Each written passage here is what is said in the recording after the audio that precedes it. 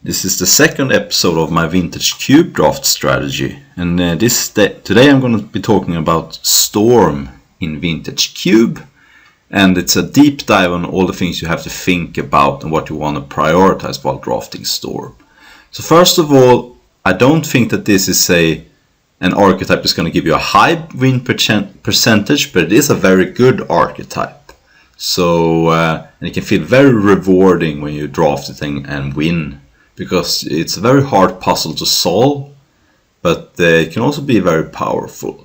And you will find some matchups where they don't have much disruption for Storm and they have a lot of creature removal, which could be dead against you. So you will find some spots where it's pretty good.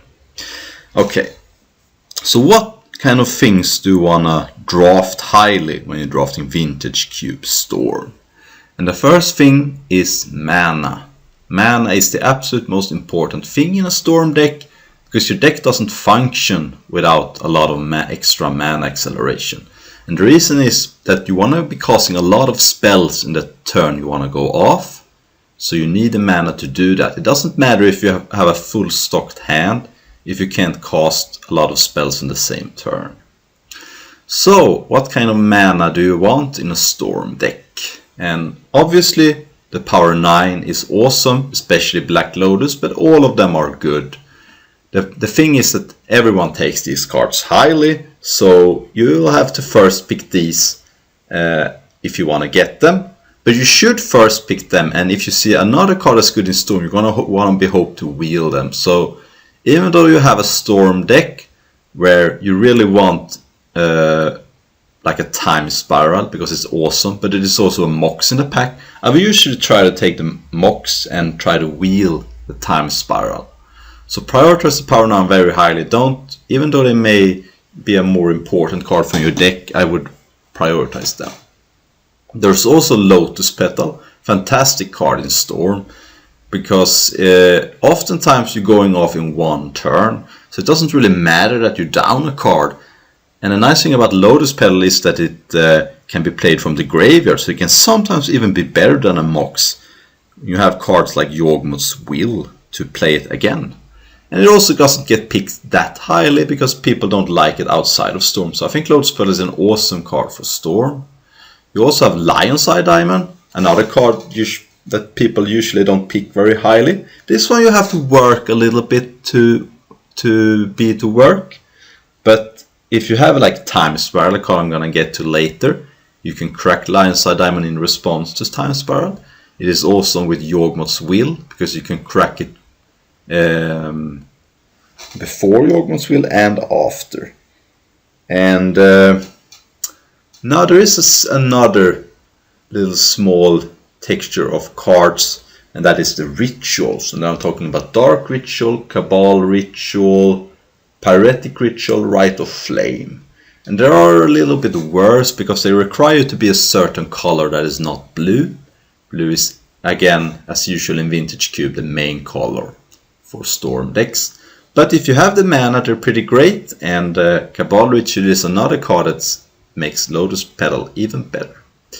I think that the red rituals are worse. I'm talking about Seeding Song, Rite of Flame, Pyretic Ritual, because they often produce less mana output. So for Pyretic Ritual it costs 2 mana to create 3, whereas Dark Ritual costs 1 mana and creates 3. So I would much rather be blue-black Storm and have this ritual than be blue-red Storm. Although if you are blue-red Storm, you can sometimes get access to Past in Flames, which works with these rituals. But I prefer to be black over red.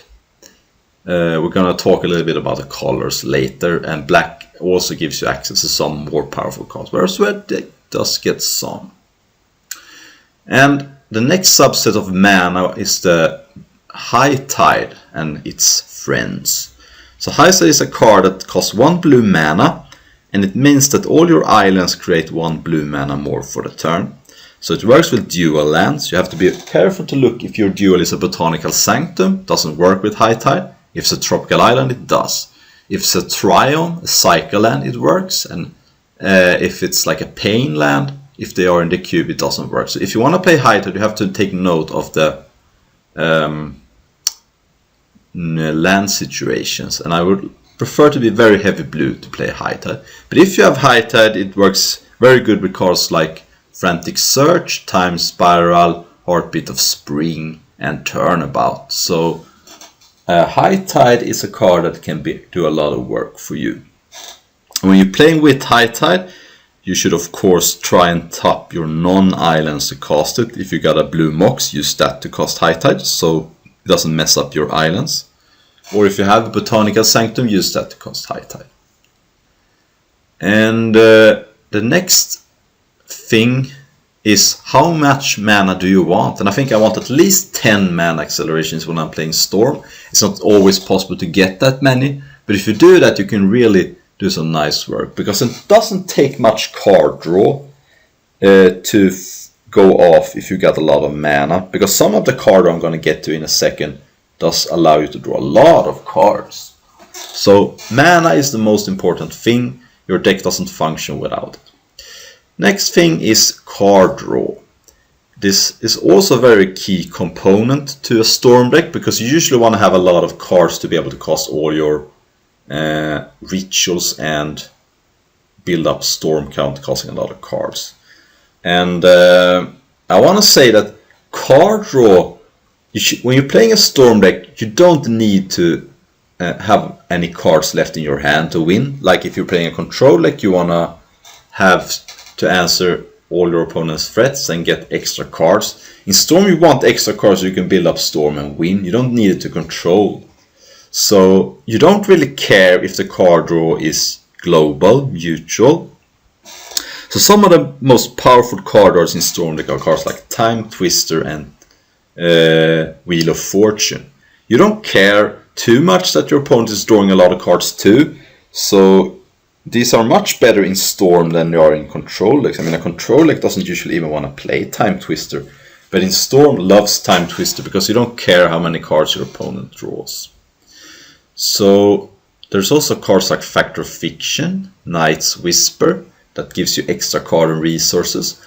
Ponder and Prevalence aren't card advantage, they don't let you build up extra things, but they are awesome in Storm because they let you find the right card. Sometimes you need card draw, sometimes you need a mana, sometimes you even need like a win condition.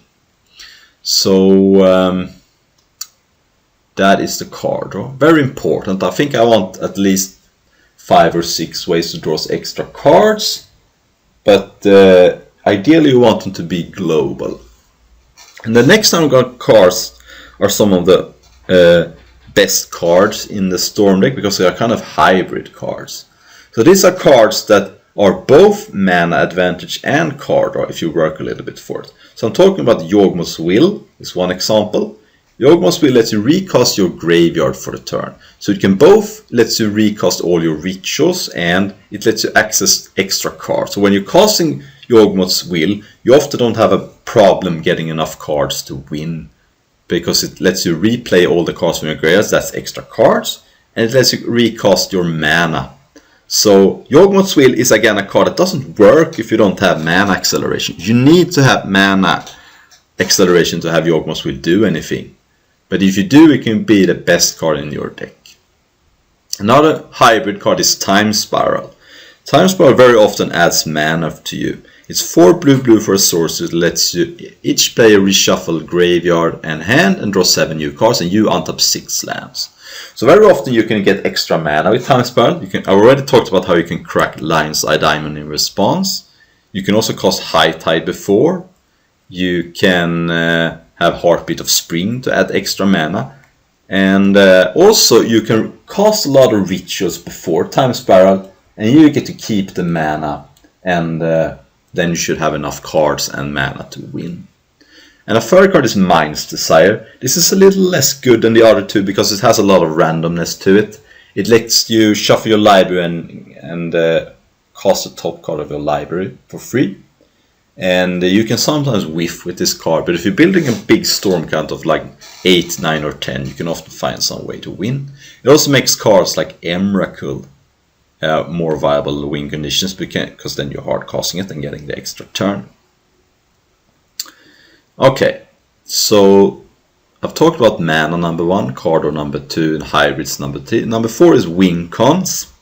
And some of them have Storm on it, and they are usually the most reliable. We have Brain Freeze and Tendrils of Agony.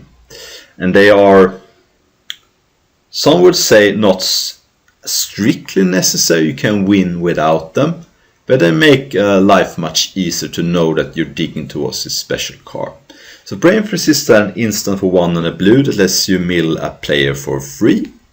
And to know if you can win with Brain Freeze, you have to take the rest of the cards in your opponent's library and divide it by 3, rounded up. And then you know how many copies you have to cast before you can win the game. So let's say your opponent has 25 cards left in the library.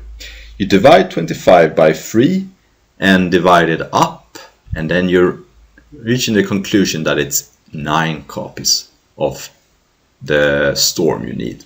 So you need to have cast 8 spells before the Brain Freeze, because the Brain Freeze itself counts as 1. So, and the shadow over Brain Freeze is that it doesn't work if your opponent got an Eldrazi.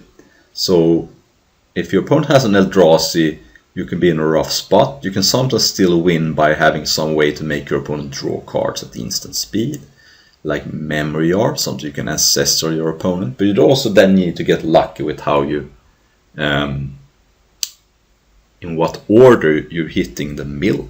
If you're creating an absolute absurd amount of Storm, like I'm talking a Storm of 30, you can often sometimes get there just because eventually your opponent's going to hit the cards in the right order so that you can deck your opponent with like making them draw cards.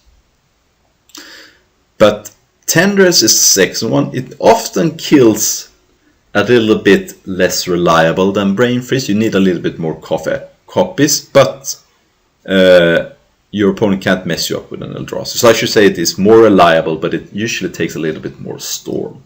And with Tendrils, you need to divide your opponent's life total rather than library size by 2, rounded up. So if your opponent is at 19 life, you need a Storm of 10. And Storm Deck usually doesn't do that much damage to the opponent. You have to rely on some fetch lands if you want your opponent to be lower than 20. So you can usually see how you need more Storm for Tendrils than Brain Freeze. But it is more reliable in that it's going to work against Eldrazi. It does require you to play black. So if you're a mono blue Storm deck and you don't have any way to cast Tendrils, you can't play it. But sometimes you can rely on artifact mana like a Lion's Eye Diamond or even Mind's Desire sometimes, and eventually you will hit Tendrils. So it usually is not a huge problem that is black, but you have to think about it. And if you don't get this Storm win condition, you can still win sometimes because you can create so much mana and draw so many cards that sometimes you can have like an Emrakul to hardcast. And if you have Emrakul, you kind of probably want Mind's Desire in your deck. You can play like a sneak attack sometimes. I have this as a backup win condition. With a lot of mana, you can also get creative with some Reanimator stuff or casting. There are also some X spells. So sometimes you can have like a Rakdos Return or Expansion Explosion to kill your opponent. So don't panic if you don't getting Brain Freeze or Tendrils. You can still win, but it's of course less reliable. Okay, and the fifth thing is the lands. So how do you want to draft the lands when you're playing Storm? You don't have to care about creature lands or stuff like that. You don't care about Wasteland, Stripmine, just pass them, don't care about them. But obviously, depending on which colors you want fixing. And you have to think about High Tide. If you want to play High Tide, you want to play duals or cards that have the land types of the cards you want to play. And Shelldock Isle is awesome here. It's a card that you can untap with Frantic Search, Time Spiral, and oftentimes you can get down to below than 20 cards. And if you're hiding like a Time Spiral under Shelldock, you're going to be in a very good spot. Library of Alexandria, I found if your mana is good to be nice. You don't want it if you're playing High Tide again, but it is nice that after a Time Spiral, Time Twist, it lets you draw a card again. And if you're playing against a little bit of a slower controlling deck, having Library to just build up your hand can mean you can overwhelm your opponent. Disruption, and I'm not 100% convinced that you need Disruption in Storm. It's nice to have it, but it's more like a luxury thing. You can have it in your sideboard, So if your opponent's got Thalia, it is nice to have like a Fatal Push in your sideboard. If your opponent is playing counterspells, you want to have some Thoughtseizes. And if your opponent's got some random graveyard hate, you may want some Bounce or Artifact Enchantment Destruction. But for the most part, I would just not care about Disruption. And it's not something I prioritize very highly. I will take it if I get it, but I don't need to be picky. I don't absolutely need Fatal Push, even though it is the best. I could use like a Go for the Throat or even Shriekmaw to kill a Thalia. It doesn't have to be the best card. I will just randomly pick something and if I can get it. So I'm not spending too high of a pick of Disruption here. Okay, and let's talk about the colors. So obviously you're going to be blue because blue has the best card draw and has the best mana. I don't think I've ever played a black-red Storm, but it is also possible to be mono-black Storm, and then you're often having a Reanimator component because you have a lot of good rituals, and if you're reanimating Griselbrand, that can sort of be your card draw. But most of the time I'm blue. Mono-black happens very rarely, but it can be pretty sweet to have a Griselbrand Reanimator Storm deck, and then you can sometimes win with just attacking with a Griselbrand. But blue-black is very solid. You have the Yawgmoth's Will, the Dark Rituals, you have the Tutors, Demonic Tutor, Vampiric Tutor, Imperial Seals. Blue-black is probably my favorite way to play Storm. I think it's the most reliable. Blue-red, this often happens when you don't see the black rituals for some reason, and you're seeing Periodic Ritual, Rite of Flame.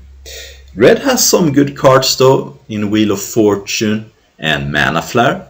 So blue-red can be good, but it's less good than blue-black. We also have blue-green Storm, and you're using green mana acceleration. You can play Heartbeat of Spring, you can play Channel, you can just play mana creatures and accelerate out, and it's fine.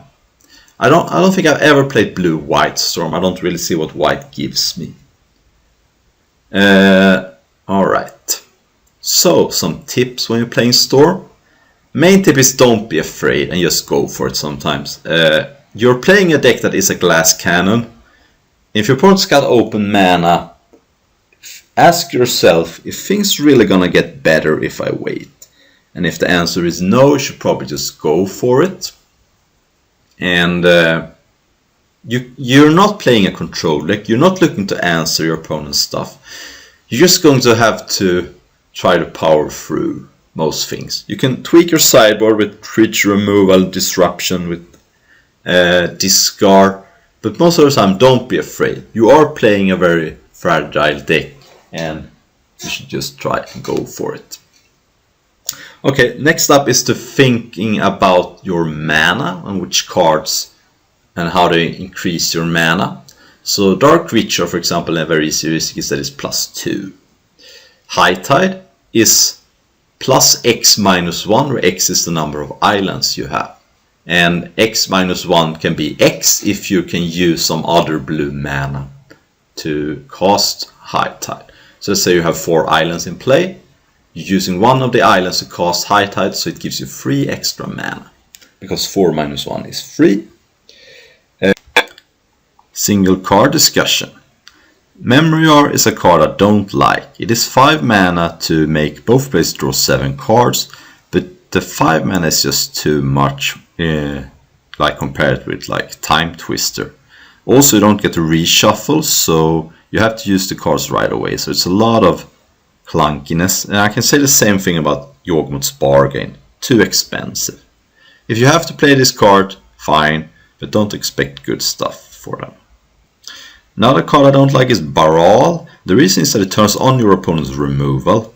One of the nice things about Storm is that your opponent is kind of dead to your opponent's removal spell is dead. So playing Baral is opening up the doors for your opponent to use removal. It is nice to play it during the turn you go off, but for the most I would like to avoid Baral. Gitaxian Probe is a card I really like though, because it lets you see if the coast is clear, which is more like a luxury, but it does add storm count for 0 mana. So Gitaxian Probe is a really nice card. It also makes you sort of play like a 39 card deck. Empty the Warrens as a win condition. Very risky. Your opponent can now all of a sudden use like Wrath of Gods, Gideon Jura, and sometimes just kill you if you have to pass the turn. It is nice to play Empty the Warrens if you got Time Walk though. So if I got Time Walk, I think it's fine to play Empty the Warrens. More interesting cards are Heartbeat of String, Mana Flare. I need to have some way to abuse them to want to play them. I want some ways to untap my lands. I don't want to play Heartbeat of Spring and Mana Flare just to pass the turn. So they can definitely be good, but you have to be able to win in the same turn, because complete disasters can happen if you play them and have to pass the turn. So there were some single card discussions, and don't forget to, you don't have to play the Moxes, you can wait for them and until the turn you go off. So good luck the next time, and don't expect to win too much by playing Storm, but it is a very fun archetype, I would say.